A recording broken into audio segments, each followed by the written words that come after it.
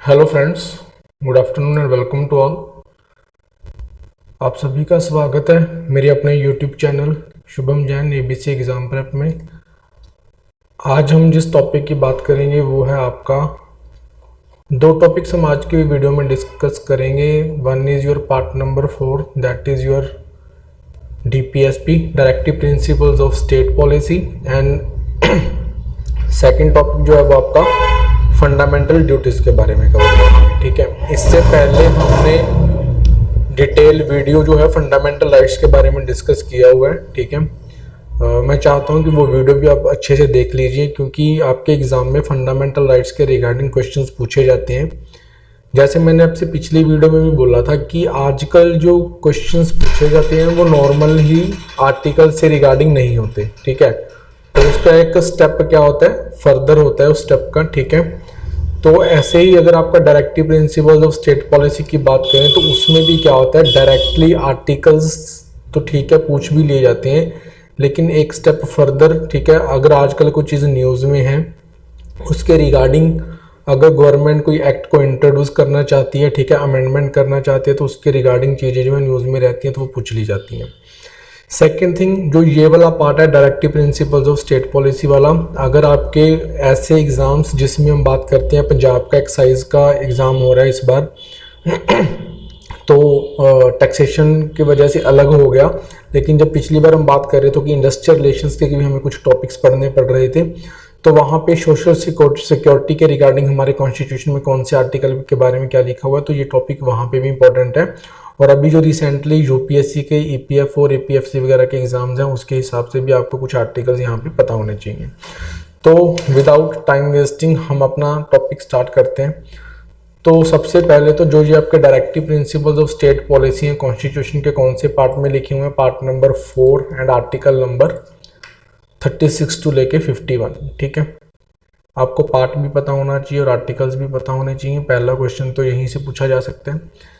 Then फिर हम directive principles of state policy को अगर हिंदी में बोलूं तो राज्य के नीति निर्देशक सिद्धांत भी बोल सकते हैं। कहने का मतलब ये होता है कि ये एक तरह का इंस्ट्रूमेंट ऑफ इंस्ट्रक्शंस हैं। ठीक है, कि जो गवर्नमेंट होंगी कंट्री की उसका क्या पर्पस रहेगा, किस दिशा में डायरेक्शन में वो काम करेंगी, सो दैट कि अपनी कंट्री के जो ये पीपल या सिटीजन्स हैं उनके लिए क्या हो सके, कुछ मिनिमम ऑर्डर एक एस्टेब्लिश किया जा सके जिससे वो क्या कर सके, फिर उसमें डेवलपमेंट या वेलफेयर उनकी हो सके। तो ये कुछ इंस्ट्रक्शंस थी। अगर हम बात करें कि इंडिया ने अगर इंडिया कॉन्स्टिट्यूशन में इसको लेके आए तो कहाँ से लेके आए, ये कॉन्सेप्ट हमने बोरो किया है आयरिश कॉन्स्टिट्यूशन से, और आयरिश कॉन्स्टिट्यूशन ने खुद स्पेनिश कॉन्स्टिट्यूशन से बोरो किया है। इसके बारे में इतना नहीं पूछते, बस इंडिया का डीपीएसपी पता होना चाहिए वो कौन से कॉन्स्टिट्यूशन से आया है, आयरिश कॉन्स्टिट्यूशन से आया है। ठीक है, उसके बाद अगर हम बात करें कि डीपीएसपी के बेसिक फीचर्स, ठीक है, जैसे हम सारे directive principles of state policy के बारे में पढ़ेंगे, लेकिन सभी के बारे में हम एक कॉमन फीचर्स डिस्कस करेंगे। जैसे हमने फंडामेंटल राइट्स के बारे में पढ़ा था कि वो जस्टिशिएबल हैं कि नहीं है, ठीक है, सैक्रोसेंक हैं कि नहीं है, परमानेंट हैं कि नहीं है, कब एबॉलिश किए जा सकते हैं। ठीक है, तो इस तरह से हम इनके बारे में भी कुछ बेसिक चीज़ें पढ़ेंगे। ठीक है, they are instruments of instructions. पहली बात तो सिर्फ ये इंस्ट्रक्शंस हैं गवर्नमेंट के लिए, ऐसा कोई गवर्नमेंट्स पाबंद नहीं है, ठीक है, रूल बाउंडेड नहीं है कि जो directive principles of state policy में लिख दिया गया वो इम्प्लीमेंट करना ही पड़ेगा, उस दिशा में काम करेंगी। लेकिन अगर मैं आपको यहाँ पे बताऊं कि इनको क्यों नहीं फंडामेंटल राइट्स की कैटेगरी में रखा गया, क्योंकि हमारा जो कंट्री है वो एक डाइवर्स जियोग्राफिकल कंट्री है। यहाँ पे बहुत सारे ऐसे कल्चर की बात करें, लैंग्वेज की बात करें, रिलीजन्स की बात करें, तो कुछ चीज़ें ऐसी हैं कि वो चीज़ें इम्प्लीमेंट नहीं की जा सकती। उनके लिए आपको बहुत सारी चीज़ें देखनी पड़ती हैं। पर कैपिटा इनकम क्या है, हमारे देश का डेवलपमेंट लेवल क्या है, हमारे देश के पास रेवेन्यू कितना आ रहा है, ठीक है, काफ़ी सारी चीज़ों को नोटिस करने के बाद उन चीज़ों को इम्प्लीमेंट किया जा सकता है, कोशिशें की जा सकती हैं। आप गवर्नमेंट को मजबूर नहीं कर सकते इन चीज़ों को इम्प्लीमेंट करने के, लेकिन फिर भी गवर्नमेंट ने अपनी रिस्पॉन्सिबिलिटीज़ को समझते हुए अभी काफ़ी सारी चीज़ों को इम्प्लीमेंट करवाने के लिए काफ़ी सारे एक्ट्स बनाए हैं पार्लियामेंट के थ्रू, ठीक है, ऑर्डिनेंसेस भी इशू किए हैं। तो वो हम वन बाय वन देखेंगे कि कौन से डायरेक्टिव प्रिंसिपल्स को इम्प्लीमेंट करने के लिए क्या कानून बना है। तो सबसे पहली बात तो ये सिर्फ इंस्ट्रूमेंट ऑफ इंस्ट्रक्शंस हैं, contain the concept of the welfare state. और अगर हम डीपीएसपी की बात करें तो अगर ओवरऑल इनके ऑब्जेक्टिव्स की बात करें कि इनका मोटिव क्या था directive principles of state policy का, वो है वेलफेयर स्टेट। ठीक है, एक ऐसा स्टेट जिसका मतलब होता है कि यहाँ के सिटीजन्स की, यहाँ के पीपल्स की क्या करनी है, वेलफेयर करनी है, भलाई करनी है। ठीक है, सो दैट उनकी फिर बाद में इतने सक्षम वो हों कि वो अपना डेवलपमेंट कर सकें। They seek to establish economic and the social democracy. ठीक है, economic and social democracy in country में हो। Unlike fundamental rights these are non justiciable. Fundamental rights आपके जस्टिशिएबल हैं। दैट मीन्स अगर आपका कोई फंडामेंटल राइट अब्रिज होता है तो आप कोर्ट्स को अप्रोच कर सकते हो जस्टिस के लिए। लेकिन अगर आप डीपीएसपी की बात करो तो आप उनको लेके कोर्ट में अप्रोच नहीं कर सकते। ठीक है, हाँ ऐसा है कि अगर डीपीएसपी को इम्प्लीमेंट करने के लिए हमने कोई एक्ट बना दिया, कानून बना दिया, फिर उसके अंडर जो प्रोविजंस हैं उनको इम्प्लीमेंट करवाने के लिए आप कोर्ट्स को अप्रोच कर सकती हो। ठीक है, originally there is not any type of classification. हमारे कॉन्स्टिट्यूशन में डीपीएसपी जो है अगर 36 से लेके 51 आर्टिकल में डिस्क्राइब है, तो इनका कोई क्लासिफिकेशन नहीं किया गया। ठीक है, कि कौन सा डीपीएसपी किस मोटिव के लिए है, ठीक है, या फिर ये किस तरह की आइडियोलॉजी को रिप्रेजेंट करता है। लेकिन बाद में हमने क्या किया, जो हमारे directive principles of state policy हैं उनको 3 कैटेगरीज में क्लासीफाई कर लिया। पहली कैटेगरी है आपकी सोशलिस्टिक, सेकंड है आपके गांधीयन, थर्ड है आपकी लिबरल इंटेलेक्चुअल। अगर मैं आपको एग्जाम के पॉइंट ऑफ व्यू से क्वेश्चन पूछूं तो एग्जाम में बहुत बार पूछा गया है कि कॉन्स्टिट्यूशन में हमारे जो डायरेक्टिव प्रिंसिपल्स हैं उनकी 3 कैटेगरी हैं। ये स्टेटमेंट बिल्कुल रॉन्ग है। हमारे कॉन्स्टिट्यूशन में इस तरह का कोई कैटेगराइजेशन जो है डीपीएसपी का नहीं किया गया। यहाँ पे स्टेटमेंट्स की जब हम बात करते हैं, पहली 2 स्टेटमेंट्स आपको सही दी जा सकती हैं एग्जाम में, फिर आपकी थर्ड स्टेटमेंट पूछ ली जा सकती है। ठीक है, यही कि आपके 3 टाइप में कैटेगराइज किए गए हैं हमारे कॉन्स्टिट्यूशन में। संविधान में ऐसा कोई क्लासिफिकेशन नहीं है, हमने अपनी अंडरस्टैंडिंग के लिए उनको क्लासीफाई किया हुआ है। ठीक है, तो हम बात करते हैं सबसे पहला फंडामेंटल राइट जिसके बारे में बात करेंगे, और सॉरी डीपीएसपी जिसके बारे में बात करेंगे, वो है आपका आर्टिकल नंबर 36। आर्टिकल नंबर 36 जो है वो आपका डेफिनेशन ऑफ स्टेट देता है। जैसे हमने फंडामेंटल राइट्स में बात की थी कि अगर आप फंडामेंटल राइट्स को क्लेम करते हो तो 2 चीज़ों से क्लेम कर सकते हो। एक आपका स्टेट के अगेंस्ट क्लेम कर सकते हो, दूसरा आप एक इंडिविजुअल के अगेंस्ट क्लेम कर सकते हो। तो अगर आप किसी स्टेट के अगेंस्ट, स्टेट मीन्स गवर्नमेंट, ठीक है, चाहे वो सेंट्रल लेवल की है चाहे वो आपकी स्टेट लेवल की, वो हमने कैटेगरीज पढ़ी थी कि कौन कौन इसमें इंक्लूड होते हैं। सिमिलरली अगर आप directive principles of state policy की बात करते हो तो यहाँ पे भी स्टेट को डिफाइन किया गया है। यहाँ पे हमने ज़्यादा करना नहीं है कि स्टेट क्या है, स्टेट वही कैटेगरी में आएगा जो आपका फंडामेंटल राइट्स की कैटेगरी में आता है। ठीक है, उसके बाद हम बात करते हैं आर्टिकल नंबर 37 की। 37 जो है आपका डायरेक्टिव प्रिंसिपल्स जो हैं नॉन जस्टिशिएबल है, इस बात को इंश्योर करता है। क्लियर कॉन्स्टिट्यूशन में लिखा हुआ है in nature that is they are not legally enforceable by the courts. मैंने आपको पहले ही बता दिया कि नॉन जस्टिशिएबल का मतलब क्या होता है कि अगर ऐसा कोई काम गवर्नमेंट कर नहीं रही है जो डीपीएसपी में लिखा हुआ है, ठीक है, करना चाहिए, वो जस्ट एक इंस्ट्रक्शन है कि गवर्नमेंट इस दिशा में आगे बढ़े, अगर नहीं कर रही तो आप कोर्ट्स को अप्रोच नहीं कर सकते। ठीक है, गवर्नमेंट्स को कंपेल नहीं किया जा सकता उनको इम्प्लीमेंट करने के लिए। ठीक है, तो आर्टिकल नंबर 36 और 37 में पहले यही कुछ लिखा हुआ है। ठीक है, उसके बाद क्या है कि हम 1 बाय 1 क्लासिफिकेशन के थ्रू पढ़ेंगे, सीरियल वाइज नहीं पढ़ रहे हम आर्टिकल को, क्लासिफिकेशंस के थ्रू पढ़ेंगे। सबसे पहले ऐसे प्रिंसिपल जो सोशलिस्टिक इन नेचर है। सोशलिस्टिक अगर हम बात करें तो यहाँ पे हिंदी की या पंजाबी की बात करें तो वो होता है समाजवादी। ठीक है, सोशलिस्टिक प्रिंसिपल का मतलब ये होता है कि लोगों का भला करना, उनका वेलफेयर करना, सोशो एंड इकोनॉमिक जो वो है गवर्नमेंट की जिम्मेवारी है। हमारा जो सोशलिस्टिक कंसेप्ट है इंडिया का वो ये है कि गवर्नमेंट जो है लोगों की भलाई के लिए काम करेगी, चाहे उनको एम्प्लॉयमेंट प्रोवाइड करवाना है, चाहे उनकी गरीबी को दूर करना है। ठीक है, और अगर हम उसमें बात करें तो गवर्नमेंट जैसे गवर्नमेंट कंपनीज के थ्रू, गवर्नमेंट अपने प्रोजेक्ट्स के थ्रू ये काम करेगी। ठीक है, तो गवर्नमेंट की रिस्पॉन्सिबिलिटी अगर बनती है लोगों की भलाई करना तो उसमें कौन कौन से आर्टिकल्स हैं हम वो देख लेते हैं। आर्टिकल नंबर 38 सबसे पहले क्या प्रोवाइड करवाता है, promote the welfare of the people by securing a social order by justice. ठीक है, गवर्नमेंट की ये जिम्मेवारी बनती है कि उनको अगर हमने जस्टिस प्रोवाइड करवाना है socially, economically and politically, and to minimize the inequalities. Inequalities आपका इनकम बिहाफ पे हो सकती हैं, स्टेटस के बिहाफ पे हो सकती हैं, ठीक है। जैसे अभी हम ऑक्सफैम की रिपोर्ट के बारे में पढ़ते ही हैं कि इंडिया में जो है रिच एंड पुअर का जो डिवाइड है वो क्या होता जा रहा है, लार्ज होता चला जा रहा है, ठीक है। अमीर और अमीर होता चला जा रहा है, गरीब और गरीब होता चला जा रहा है। तो गवर्नमेंट इसके लिए बहुत सारे एफर्ट्स करती हैं, एक सोशल ऑर्डर मेंटेन करने की कोशिश करती हैं। चाहे आप जैसे मान लो बहुत सारी आपकी रोजगार स्कीम्स चलाई जा रही हैं, मनरेगा स्कीम चलाई जा रही है, ठीक है। और भी बहुत सारे जैसे यहाँ पे सोशल इकोनॉमिक जस्टिस के लिए स्कीम्स चलाई जा सकती हैं, पॉलिटिकल जस्टिस के लिए और स्कीम्स चलाई जा सकती हैं, ठीक है। तो गवर्नमेंट जो है काफ़ी सारे एफर्ट्स कर रही है, एक ऐसा सोशल ऑर्डर कंटेन करने की कोशिश करेगी जिसके थ्रू आपका क्या किया जा सके, social economic political justice provide किया जा सके, सो दैट कि उनकी इनक्वालिटीज़ रिमूव की जा सके। आर्टिकल नंबर 39 में आपको अभी फिलहाल एक ही चीज़ याद रखनी है, वो है equal pay for equal work, ठीक है, फॉर मैन एंड वुमेन। इस तरह के कुछ राइट्स प्रोवाइड करवाए जाएंगे, ठीक है। इसके अलावा आप चीज़ें पढ़ तो सकते हो, लेकिन अगर मैं एग्ज़ाम पॉइंट ऑफ व्यू से बात करूँ तो जो चीज़ एग्ज़ाम में पूछी जाती है, ठीक है, उसी के बारे में यहाँ पे बात करेंगे कि equal pay for equal work for man and women का कॉन्सेप्ट जो है डीपीएसपी में कहाँ पे है, आर्टिकल नंबर 39 में ये लिखा हुआ है, ठीक है। उसके बाद अगर हम बात करते हैं तो आर्टिकल नंबर 39 है वेरी इंपॉर्टेंट आर्टिकल, ये आपका एग्जाम पॉइंट ऑफ व्यू से इंपॉर्टेंट है। इसमें क्या है कि equal justice and to provide free legal aid to the poor, ठीक है।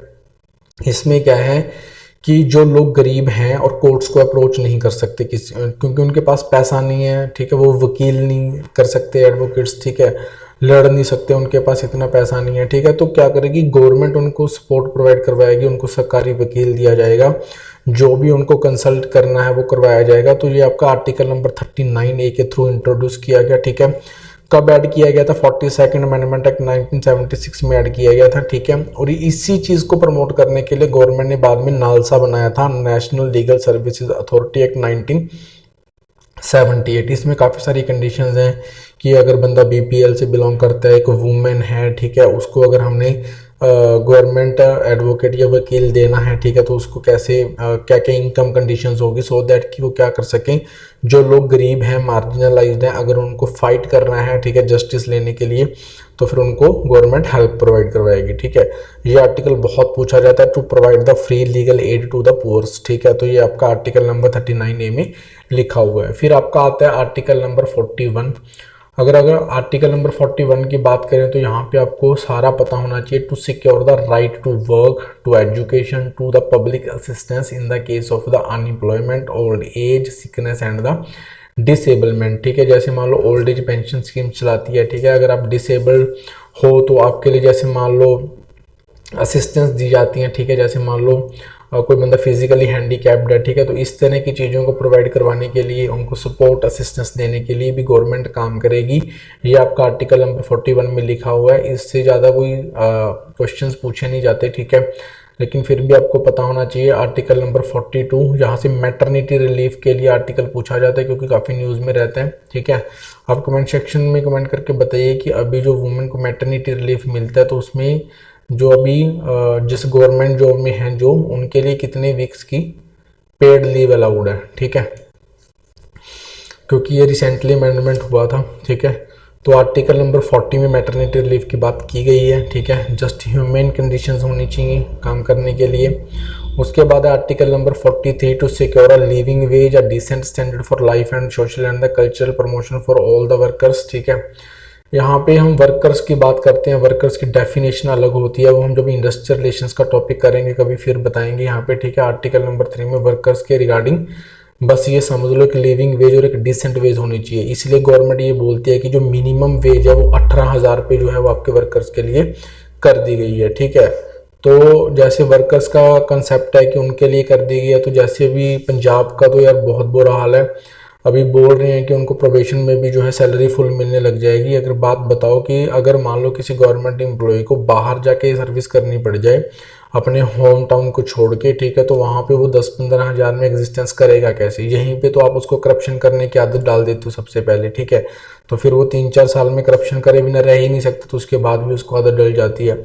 ठीक है, आपको प्रोबेशन पीरियड रखना है, आपको ये देखना है कि बंदा काम करने के काबिल है कि नहीं है, आपको उसको पूरा हक है उस चीज़ को देखने का, आप टर्मिनेट भी कर सकते हो उसकी सर्विसेज को, लेकिन जितना टाइम उसकी सर्विसेज ले रहे हो सैलरी स्केल तो फुल होनी चाहिए ना, सो दैट कि अगर वो बाहर जाए तो अपना मिनिमम जो उसका लिविंग का, रहने का खर्चा है, खाने पीने का, वो निकाल सके। तो मिनिमम हम बोल देते हैं कि वर्कर्स का गवर्नमेंट ने डिसाइड कर दिया, यहाँ पे गवर्नमेंट जॉब जो वाइट कॉलर जॉब्स हैं, ब्लू कॉलर जॉब्स हैं, उनके लिए भी जो गवर्नमेंट है अभी फुल स्केल दे नहीं पा रही स्टार्टिंग में, ठीक है, कुछ स्टेट्स का तो बुरा हाल ही है। आर्टिकल नंबर 43A में बात करें तो participation of the workers in the management, ये बहुत इंपॉर्टेंट है जब हम ट्रेड यूनियंस की बात करते हैं, ठीक है। तो गवर्नमेंट ये बोलती है कि आर्टिकल नंबर 43 ये बोलता है कि जो वहाँ पे पॉलिसीज़ बनेंगी, ठीक है, गवर्नमेंट जैसे जो एम्प्लॉयज़ होते हैं आपके, उनके कंडीशंस के बारे में, ठीक है, तो उसमें अगर डिसाइड करेगी मैनेजमेंट, तो मैनेजमेंट में क्या करेंगे, वर्कर्स को भी रिप्रेजेंटेशन देनी पड़ेगी, ठीक है।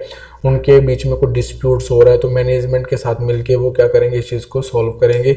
तो उसके बारे में जो लिखा हुआ है 43A में लिखा हुआ है, आर्टिकल नंबर 47 क्या बताता है, to raise the level of the nutrition and the standard of living of the people and to improve the public health. ये वाला आर्टिकल आपका एसएससी सीजीएल के जो अभी रिसेंटली एग्जाम हुए हैं उनमें पूछा गया था, ठीक है। तो ये गवर्नमेंट की रिस्पॉन्सिबिलिटी बनती है। ज़्यादातर अगर हम इसकी बात करें तो जैसे गवर्नमेंट अभी मिड डे मील स्कीम चलाती है, ठीक है, स्कूल्स में, तो यही है कि जो बच्चे हैं उनका न्यूट्रिशन लेवल इंप्रूव हो।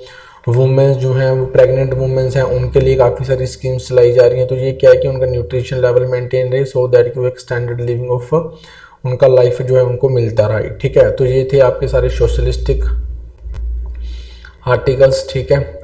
उसके बाद अगर हम कैटेगराइज करें तो गांधीन प्रिंसिपल्स की बात करते हैं। तो गांधीन प्रिंसिपल्स में गांधी की जो आइडियोलॉजी थी, ठीक है, उसके बेस पे कुछ आर्टिकल्स को रखा हुआ है। जैसे आर्टिकल नंबर 14 में विलेज पंचायत की बात आती है। जो गांधी थे वो स्वराज में बिलीव करते थे, Swaraj in the sense local level पे वो गवर्नमेंट में बिलीव करते थे, वो सेंट्रलाइज्ड ऑफ पावर नहीं चाहते थे, ठीक है।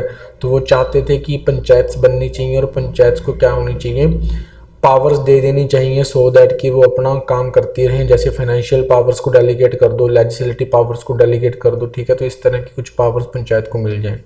अभी तो ये आर्टिकल को इम्प्लीमेंट कर ही चुके हैं हम, ठीक है। हमने 73rd 74th constitutional amendment act लेके उनको कॉन्स्टिट्यूशनल स्टेटस ही दे दिए। उसके बाद है आर्टिकल नंबर 43 में कॉटेज इंडस्ट्रीज को प्रमोट करने के लिए, ठीक है, और विलेज कोऑपरेटिव्स को प्रमोट करने के लिए यहाँ पे बोला गया। आर्टिकल नंबर 43 इंपॉर्टेंट है, सो दैट कि हमने गाँव में क्या मिल सके, रोजगार मिल सके। आर्टिकल नंबर 43B जो है वो आपका कोऑपरेटिव सोसाइटीज़ की बात करता है। ये आर्टिकल काफ़ी न्यूज़ में रहता है। 97th अमेंडमेंट एक्ट 2011 के थ्रू इसको ऐड किया गया। देखो कोऑपरेटिव सोसाइटीज़ क्या है कि जो लोग होते हैं, जैसे 20 लोगों का एक ग्रुप होता है इसमें, ठीक है, वो क्या कर सकते हैं, फिर एक कोई भी काम चलाने के लिए गवर्नमेंट से लोन अप्रूव करवा सकते हैं, ठीक है। इसमें क्या हो सकता है कि पहले वो लोग खुद ही पार्टिसिपेशन करके थोड़ा बहुत पैसा एक क्या बनाते हैं, सिस्टम बनाते हैं, ठीक है। मतलब कि ये होता है सेल्फ फाइनेंसिंग होता है एक तरह का, लेकिन बाद में उसको उनको क्या मिल सकता है, गवर्नमेंट मिल सकता है, बिजनेस वगैरह करने के लिए लोन वगैरह ले लेते हैं। आर्टिकल नंबर 46 क्या बोलता है कि SC/ST लोगों के लिए जो हैं उनके एजुकेशनल स्टेटस को इम्प्रूव करने के लिए, सोशल स्टेटस को इम्प्रूव करने के लिए गवर्नमेंट काम करेगी। आर्टिकल नंबर 47 इंपॉर्टेंट है, ठीक है। यहाँ पे गवर्नमेंट जो इंटॉक्सिकेटिंग ड्रिंक्स हैं, ड्रग्स हैं, उनको रोकने के लिए, जो आपकी हेल्थ के लिए इंजरियस हैं, वो काम करेगी, ठीक है। ये इंपॉर्टेंट आर्टिकल है। उसके बाद article number 48 to prohibit the slaughter of the cows and other milk, ठीक है। जो ये काउज को मारते हैं, बूचड़खाने वगैरह खुले हुए हैं, उनको रोकने के लिए आर्टिकल नंबर 48 में। लेकिन यहाँ पे खुले तो हुए ही हैं, तो आप गवर्नमेंट को कंपेल नहीं कर सकते कि इनको बंद करवाओ। गवर्नमेंट काम करेगी, एक ऐसा एनवायरनमेंट क्रिएट करने की कोशिश करेगी कि लोग काउज को ना स्लॉटर करें, लेकिन उसको आप कंपेल नहीं कर सकते, ठीक है। उसके बाद है आपका लिबरल और इंटेलेक्चुअल प्रिंसिपल्स। इनमें क्या है, आर्टिकल नंबर 44 वेरी इंपॉर्टेंट, ये न्यूज़ में रहता है। रिसेंटली SSC का एग्जाम हुआ था, उसमें क्वेश्चन पूछा गया था, यूनिफॉर्म सिविल कोड। देखिए यूनिफॉर्म सिविल कोड की अगर मैं बात करूं तो उसमें ये होता है कि जैसे मान लो कोई भी बंदा किसी भी रिलीजन से बिलोंग करता है, लेकिन एज अ ह्यूमन और एज अ सोसाइटी उसके क्या होने चाहिए, कुछ चीज़ों के बारे में जो लॉज हैं वो सभी के लिए सेम होने चाहिए। जैसे मान लीजिए मैरिज के ऊपर अगर कोई कानून बने तो वो ये देख के ना बने कि हिंदू है, मुस्लिम है, उनकी एज कम होनी चाहिए, ज़्यादा होनी चाहिए। मैरिज का एक स्टैंडर्ड होना चाहिए, ठीक है। उसके लिए बहुत सारे फैक्ट्स को क्या किया जाता है, जस्टिफाई किया जाता है कि अगर बॉयज़ की एज इतनी है और गर्ल्स की एज इतनी है तो उनके बीच में मैरिज हो सकती है। ऐसे इनहेरिटेंस राइट्स हैं, ठीक है। सो दैट कि एज अ ह्यूमन और एज अ सोसाइटी एक पर्सन को देख के हम कानून बनाएं, इसीलिए हम बोलते हैं कि वो यूनिफॉर्म लॉज बन जाए सभी के लिए, ठीक है। लेकिन अभी तक ये पॉसिबल हो नहीं पाया है, इसके लिए अभी भी काफ़ी चर्चा चल रही है, ठीक है। जब भी ऐसी कोई गवर्नमेंट कोशिश करती है तो रिलीजन्स, डिफरेंट रिलीजन्स के लोग ये बोलते हैं कि हमारा रिलीजन इसको अलाउड नहीं करता, हमारे रिलीजन में तो ये लिखा हुआ है। तो रिलीजियस लॉज जो हैं उसके बीच में आते हैं, ठीक है। लेकिन यूनिफॉर्म सिविल कोड का मतलब ये है कि as a human, as a society सभी के लिए एक कानून बने, ठीक है। ऐसे नहीं है कि सारे एरियाज में बन जाए, कुछ कुछ स्टैंडर्ड एरियाज है, जैसे मैंने आपको मैरिज का एग्जांपल दिया, उसमें होना चाहिए, ठीक है। उसके बाद है आपका आर्टिकल नंबर 45। आर्टिकल नंबर 45 में ये लिखा हुआ था कि अर्ली चाइल्डहुड केयर, ठीक है, 6 ईयर्स की एज का आपको गवर्नमेंट को प्रोवाइड करवाना है, ठीक है। लेकिन उसके बाद उसको एलिमेंट्री एजुकेशन को, यहाँ पे एलिमेंट्री एजुकेशन को लिखा हुआ है, हमने जो फंडामेंटल राइट बनाया अंडर आर्टिकल नंबर 21A में, वो हमने 6 ईयर्स से लेके 14 ईयर्स की एज तक बनाया। तो दोनों के बीच में आपको ये वाला डिफरेंस पता होना चाहिए। आर्टिकल नंबर 45 में ये लिखा हुआ है, ठीक है। और आर्टिकल नंबर 21A में क्या किया है हमने। Article number 48A to protect and improve the environment and the forest, ठीक है। इन्वायरमेंट को प्रोटेक्ट करने के लिए गवर्नमेंट काम करेगी। इसी के अंडर हमने जैसे environment wild life protection act बनाया था, ठीक है। और ये वाला आर्टिकल हमने 48A में ऐड किया हुआ है। वाइल्ड लाइफ प्रोटेक्शन एक्ट इसी के अंडर बना है, ठीक है। Article number 49 to protect the monuments, ठीक है। जो हमारे जैसे काफ़ी सारे मॉन्यूमेंट्स हैं जिनको हम हेरिटेज मानते हैं, ठीक है। तो उनको प्रोटेक्ट करने के लिए जैसे आर्कियोलॉजिकल सर्वे ऑफ इंडिया हमने बनाया हुआ है, वो आइडेंटिफाई करती है, फिर उनको प्रोटेक्ट करती है। कुतुब मीनार है, ताजमहल है, और भी जितने सारे डॉक्यूमेंट्स और मॉन्यूमेंट्स हैं उनको क्या करेगी, प्रोटेक्ट करेगी, ठीक है। तो उसके बाद आर्टिकल नंबर 50 आपका बहुत न्यूज़ में रहता है, सेपरेट करना है आपको जुडिशरी से, किसको, एग्जीक्यूटिव को, ठीक है। अभी चल ही रहा है कि नेशनल जुडिशियल अपॉइंटमेंट कमीशन बनना चाहिए, लेकिन सुप्रीम कोर्ट कोलेजियम सिस्टम को ही रन करना चाहती है, ठीक है। तो ये आर्टिकल नंबर 50 है, ये आपको इंपॉर्टेंट है, पता होना चाहिए। क्रिमिनल प्रोसीजर कोड ने सबसे पहले 1978 में जुडिशरी को एग्जीक्यूटिव से अलग किया था, क्योंकि जो हमारे एग्जीक्यूटिव साइड के बंदे हैं वो पहले मैजिस्ट्रेट रिस्पॉन्सिबिलिटीज़ भी संभालते होते थे, अगर हम डीसी की बात करें, लेकिन उसको बाद में हटा के वो उनको मैजिस्ट्रेट्स को दे दी गई थी, ठीक है।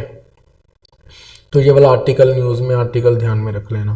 Article number 51 promote the international peace and security, ये आर्टिकल भी बहुत इंपॉर्टेंट एग्जाम्स में पूछा जाता है, ठीक है। तो इसी वजह से ये होता है कि गवर्नमेंट्स काफ़ी सारे कानून बनाती हैं इस आर्टिकल के अंडर कि कोई भी बंदा जो है ऐसी कोई स्पीच दे नहीं सकता जिसके अंडर क्या हो, हमारे फॉरेन कंट्रीज़ के साथ जो रिलेशंस हैं, अच्छे रिलेशंस हैं, वो ख़राब हों, ठीक है।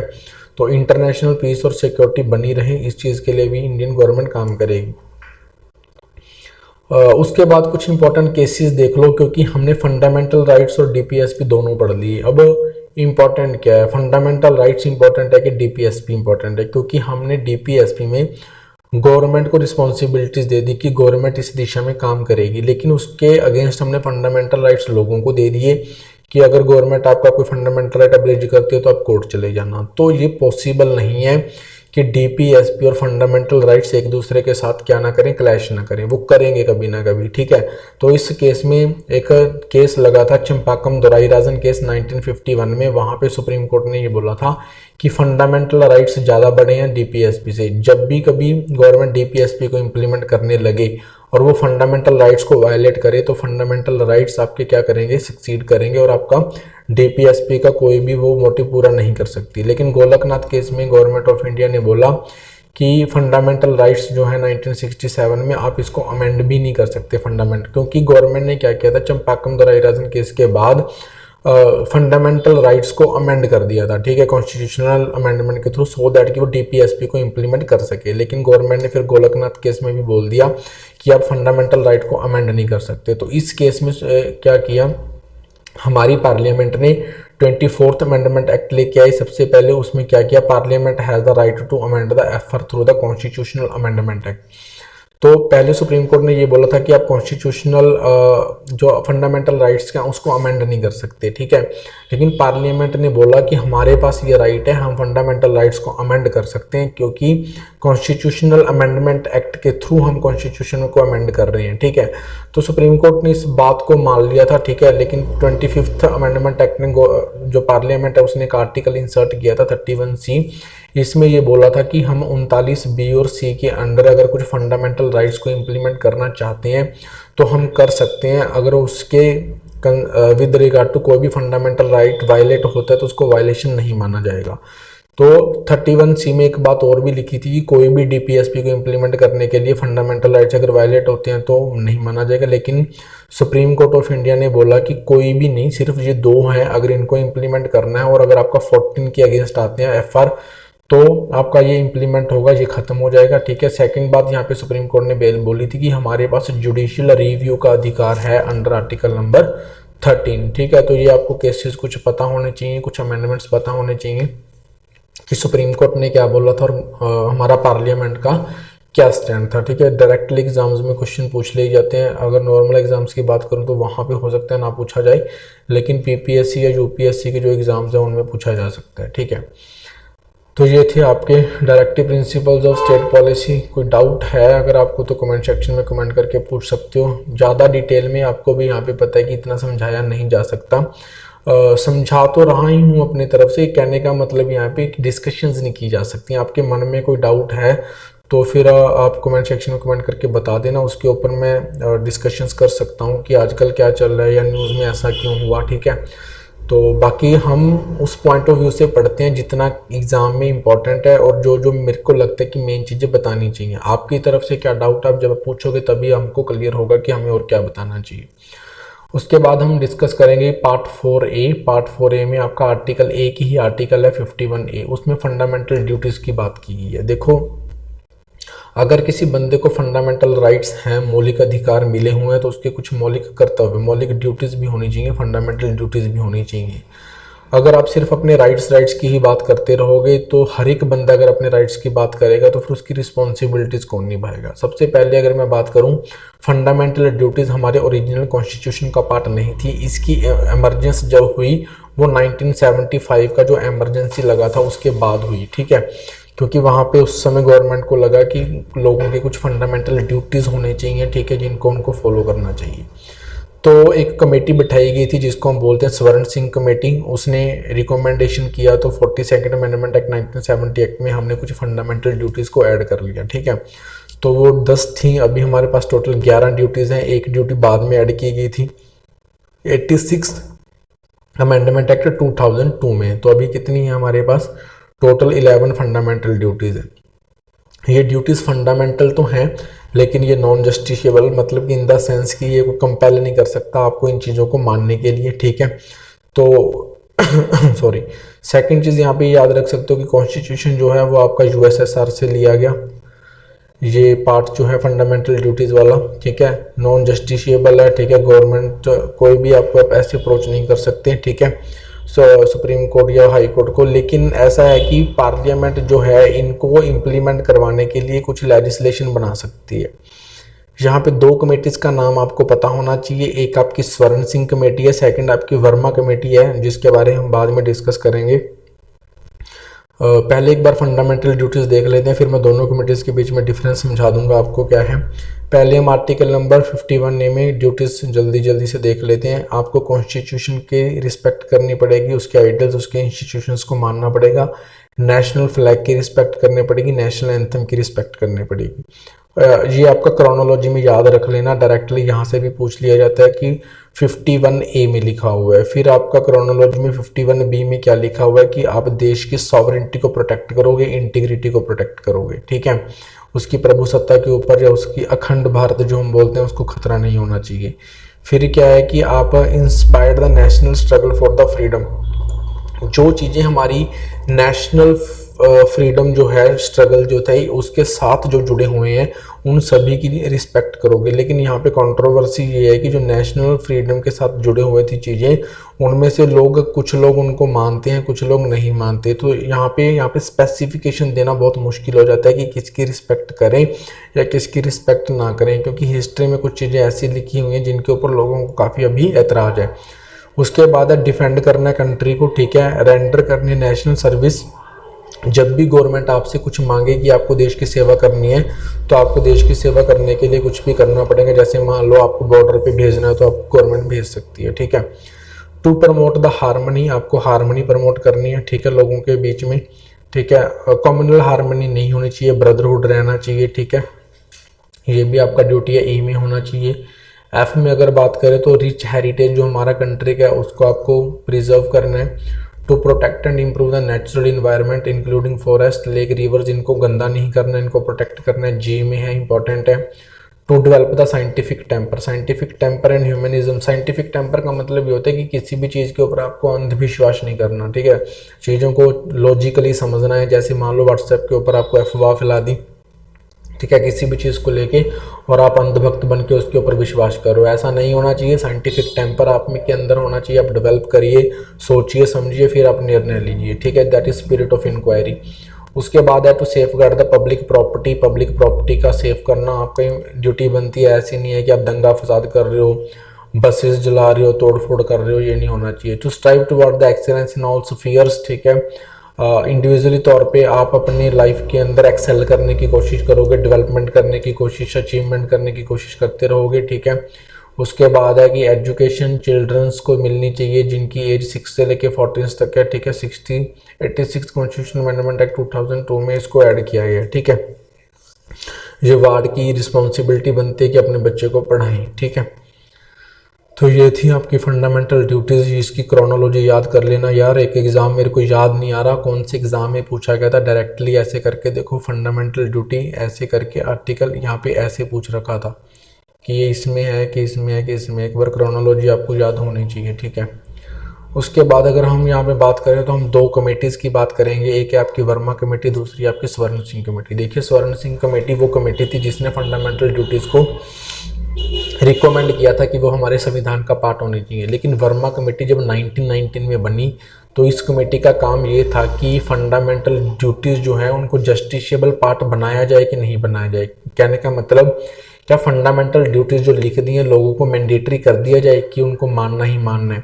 तो यहाँ पे वर्मा कमेटी का ये रिकमेंडेशन नहीं था। उन्होंने ये बोला था कि देखिए, फंडामेंटल राइट ड्यूटीज़ जो हैं एज सच उनको जस्टिसेबल पार्ट ना बनाया जाए कॉन्स्टिट्यूशन का। हाँ, फंडामेंटल ड्यूटीज़ को इम्प्लीमेंट करवाने के लिए हमने ऑलरेडी बहुत से कानून बना रखे हैं, तो उनके थ्रू हम लीगली लोगों को क्या कर सकते हैं, रिस्पॉन्सिबल ठहरा सकते हैं। फॉर एग्जांपल, जैसे हमने prevention of insult to national honour act 1970 बनाया हुआ, तो इसके थ्रू तो वैसे भी अब नेशनल फ्लैग, नेशनल एंथम जो है, हमारे नेशनल जो सिंबल्स हैं, उनको अब वैसे भी आप डेरोगेटरी रिमार्क्स नहीं पास कर सकते, उनकी तौहीन नहीं कर सकते। तो इसके लिए फंडामेंटल ड्यूटीज़ में मतलब कि लिखा ही हुआ है ए में, तो उसको हमने लीगली कानून बना के इम्प्लीमेंट कर दिया। ऐसे ही हमने यूआपा की बात की, यहाँ पे अनलॉफुल एक्टिविटीज़ प्रिवेंशन एक्ट 1967 में जो बना हुआ है, तो उसमें हम ये बोलते ही हैं कि आप ऐसा कोई भी काम नहीं कर सकते जो देश की इंटीग्रिटी, सिक्योरिटी के लिए खतरा है, या आप दंगे फसाद कर रहे हो, ठीक है। तो यूआपा हमने इंट्रोड्यूस किया था। तो ऐसे बहुत सारे कानून हमने बना रखे हैं। एनवायरनमेंट प्रोटेक्ट के लिए हमारे पास बहुत सारे कानून हैं, फॉरेस्ट एक्ट है, WPA एक्ट है। तो फंडामेंटल ड्यूटीज़ को एज सच ये ना बनाया जाए। अगर आप यूपीएससी या पीसीएस मेंस की बात करते हो तो इसके ऊपर और भी बहुत सारी डिस्कशन की जा सकती हैं कि why fundamental duties are important and why not. जैसे अभी प्रधानमंत्री नरेंद्र मोदी जी की बात करें तो उन्होंने ये बोला था कि जो ये हमारा अमृत काल चल रहा है 25 ईयर्स, जो 27 ईयर्स से लेकर 100 ईयर तक चलेगा हमारी इंडिपेंडेंस का, तो अभी ये कर्तव्यों का काल है, ठीक है। अब बंदों ने बहुत बात कर ली, 75 ईयर्स तक हम बात ही कर रहे हैं कि हमारे पास राइट्स होने चाहिए, राइट्स होने चाहिए। अभी ये टाइम आ चुका है कि हमें अपने ड्यूटीज़ भी समझनी पड़ेंगी। ड्यूटीज़ समझे बिना आप कुछ नहीं कर सकते, ठीक है। मतलब कि ओवरऑल हम डेवलपमेंट नहीं कर सकते, समाज में झगड़े रहेंगे ही, ठीक है। अपनी कुछ रिस्पॉन्सिबिलिटीज समझो। तो मेंस पॉइंट ऑफ व्यू से इसके ऊपर अलग से चर्चा हो सकती है, लेकिन अगर हम प्रीलिम पॉइंट ऑफ व्यू से बात करें किसी एग्जाम्स की, तो इतना ही आपके लिए इंपॉर्टेंट है, ठीक है। तो इस वीडियो में हमने 2 टॉपिक डिस्कस किए हैं, एक आपका डीपीएसपी, सेकंड आपका फंडामेंटल ड्यूटीज़। नेक्स्ट वीडियो सबसे पहले हम बनाएंगे कॉन्स्टिट्यूशनल अमेंडमेंट प्रोसेस के ऊपर, ठीक है। जैसे हमने अभी पढ़ा ही है फंडामेंटल राइट्स को अमेंड किया जा सकता है, तो उसके ऊपर एक बहुत शॉर्ट सा वीडियो बनेगा, वो बनाएंगे। उसके बाद हम पार्ट नंबर 5 के बारे में डिस्कस करेंगे, जहाँ पे आपकी पूरी यूनियन एग्जीक्यूटिव की बात करेंगे। अगर आपको वीडियोज अच्छी लग रही है तो प्लीज़ लाइक, शेयर और कमेंट कर देना। Otherwise thank you for watching the videos.